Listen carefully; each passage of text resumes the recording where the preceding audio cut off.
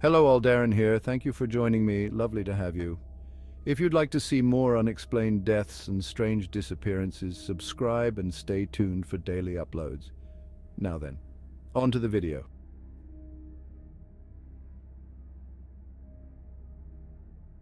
As of April 1st, 2024, it has been over a decade since the last sighting of Kris Kremers, 21, and Lisanne Froon, 22. The two young women were friends who worked at the same cafe together in Amersfoort, Netherlands. They planned a 6-week-long vacation from the Netherlands to Panama, hoping to improve their Spanish and offer volunteer help for the locals in addition to sightseeing.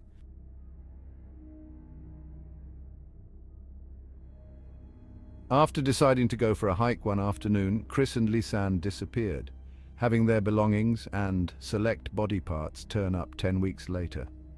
It has now been 9 years since these women disappeared, and time only seems to bring more questions than answers.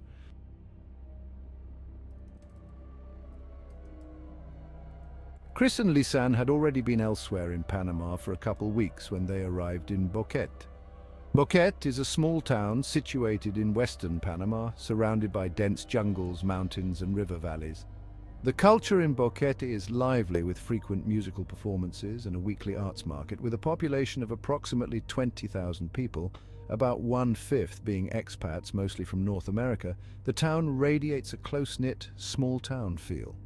Once in Boket, Kris Kremers and Lisanne Froon arrived at a school where they made plans to volunteer, but were turned away upon arrival and were told to return the next week.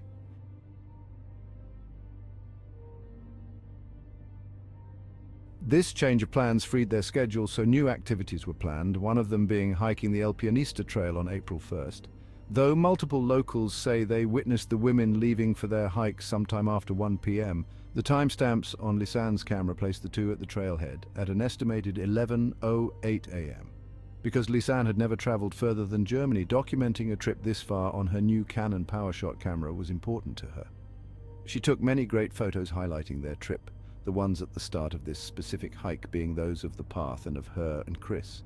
There are a handful of images that document the women's trek up to the Mirador, the outlook. Regardless of the time they left, it took them just under 2 hours to reach the Mirador, where they stayed for at least 15 minutes taking celebratory pictures.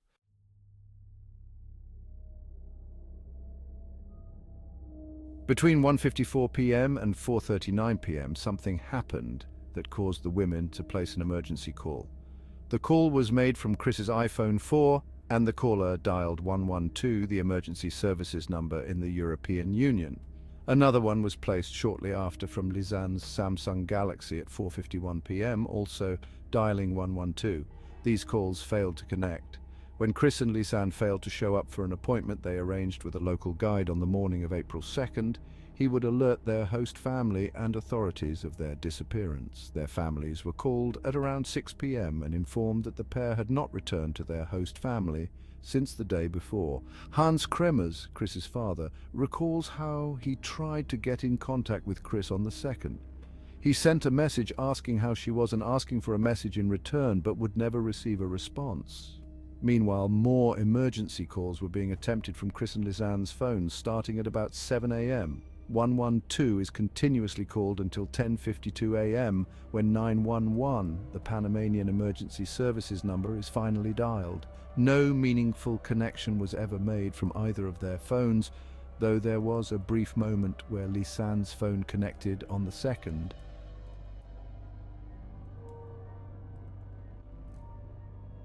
On April 3rd, SINAPROC, the Sistema Nacional de Protección Civil, started searching the jungle surrounding El Pianista. Families of Kris and Lisanne arrived in Boket on April 6th. Kris and Lisanne's phones were being used throughout the week following their disappearance, but none of this would be known to investigators at that time. At first, attempts to reach emergency services were made, but later it turned into checking the signal and time, with multiple attempts made each day. A unique event on April 3rd indicates that on Kris's phone, the contact of their host mother Miriam was searched for on WhatsApp before the phone was powered off.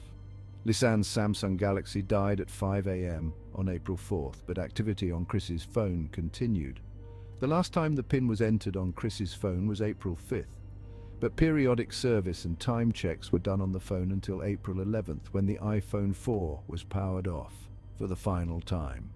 Searches continued, and a month later the parents of Kris and Lisanne raised the reward money to $30,000.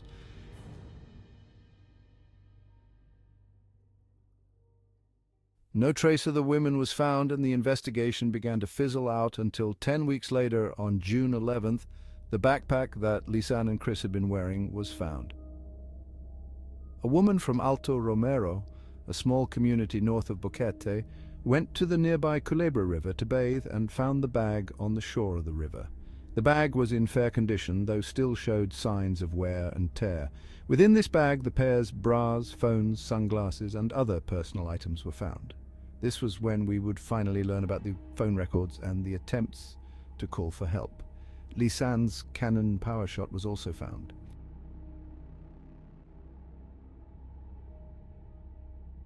Lisanne's camera was examined, and it was discovered that on April 8th, a week after their hike on El Pianista, 100 photos were taken somewhere in a Panamanian jungle between the hours of about 1 a.m. and 4 a.m. They all showed dense foliage illuminated by the flash of the camera.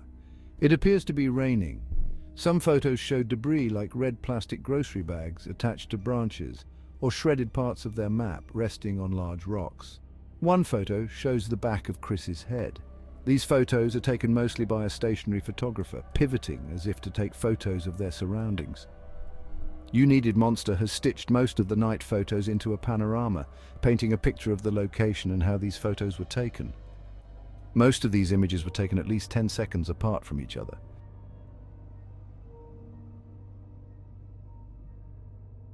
The discovery of the backpack led to more searches along the Culebra River, which resulted in the discovery of Kris Kremers and Lisanne Froon's remains.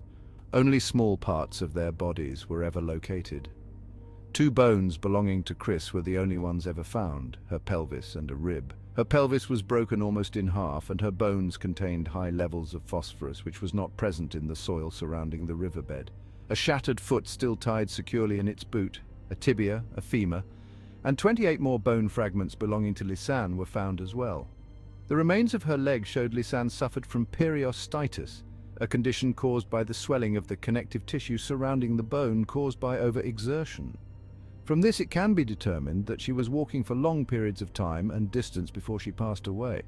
Her remains appeared to be in a fresher state of decomposition than Kris's. Lisanne's bones did not appear to have the same high levels of phosphorus. Despite being found in the river, there were no signs of wear and tear on the bones, man-made or natural, suggesting they hadn't been in the area for very long. Kris's jean shorts were also found along the river. Contrary to what many sources have reported, Kris's shorts were not found neatly folded on a rock by the river. Photos recently were leaked that show Kris's shorts were found caught on a tree branch, partially submerged in the Culebra River. Panama officials closed the case of Kris Kremers and Lisanne Froon in March of 2015, declaring the 2 dead of a hiking accident. Kris and Lisanne's remains were returned to their families and buried in Rusthof Cemetery in Leusden, Netherlands.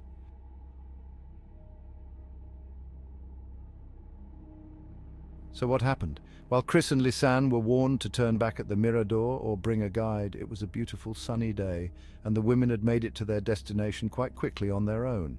El Pianista is already an out-and-back trail. What if they decided to go a little further out? They still had ample sunlight, and El Pianista was easy enough to navigate that maybe the rest of the path was too, in their minds. They were likely experiencing hiker's high if this was the case. While most of the forest alongside the path of El Pianista is too dense to navigate sans machete, continuing on the north path that Kris and Lisanne started down eventually transitions between jungle and open hilly fields, making it easy to lose the path if you don't know your way. By the time they realized they had gone too far, they could have already been kilometers off their original course. Following flowing water to civilization is a well-known survival rule, even to someone with limited wilderness experience. If they had gotten lost off the trail, it is possible Lisanne or Kris knew this rule and decided to follow the first stream they came across, possibly the Culebra or one of its tributaries, to find their way back to Boket. The only problem with this plan would be the Culebra flows north away from Boket, The women would likely be unaware of the river's direction of flow and incorrectly assumed by following it, Boket would be right around the corner. The SIM pin on Kris's iPhone was never entered after April 5th, and Lisanne's remains appeared fresher than those of Kris. Could this mean Kris passed away first, causing Lisanne to attempt one last desperate hike to safety? The periostitis in Lisanne's leg may suggest this. Cineproc search teams started their night searches on April 7th. Were the nighttime photos taken during the early morning of April 8th an attempt to signal a rescue? Maybe being too weak to call out, they used the flash of Lisanne's camera to attempt to signal search teams. Unfortunately, the foliage is too thick for that small of a flash to pass through. The night photos could have otherwise been a marker for Kris's body. Had Lisanne planned her last desperate hike to safety, she could have eventually wanted to return to lay her friend to rest. Why were Kris and Lisanne's garments found but their bodies were not? Does this indicate a third party removing them? Did Kris and Lisanne remove the garments themselves? Wearing a bra for an extended period of time is typically slightly uncomfortable at the very least. The elastic and underwire of certain bras can constrict and dig into your skin. Additionally, a few hours in the Panamanian sun will almost inevitably have you sweating through your clothes if you're not used to it. Assuming the absence of foul play, did Kris also take her shorts off because of discomfort? Or could an alternative use for them have been a makeshift pillow while camped out at the night photo location? The inconsistencies between witness statements, connections between locals and the group of people that continuously show up in the case, a handful of whom are now dead themselves, may raise suspicion to some. To others, a town of 20,000 people means you have a limited number of individuals your age to hang out with, forcing the formation of tight-knit friend groups. Due to all the inconsistencies in the case and so little evidence of the women being found has left us asking the question of, was it a morbid murder cover-up by a third party, or simply a close-knit small town discombobulated from the tragic disappearance of two bright young women?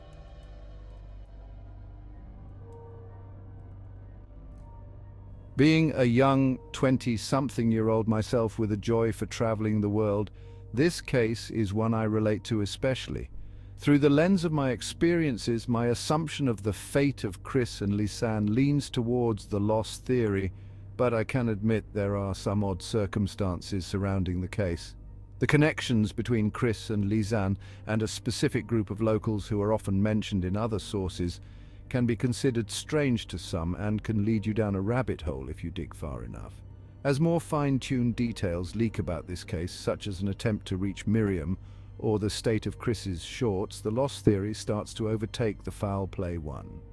How did Kris Kremers and Lisanne Froon spend the last days of their lives? What is the most plausible explanation for the night photos? What evidence keeps you from making a conclusive decision on this case? Thank you for watching, and please feel free to give this video a like if you enjoyed it. See you soon, and remember, stay vigilant and stay safe.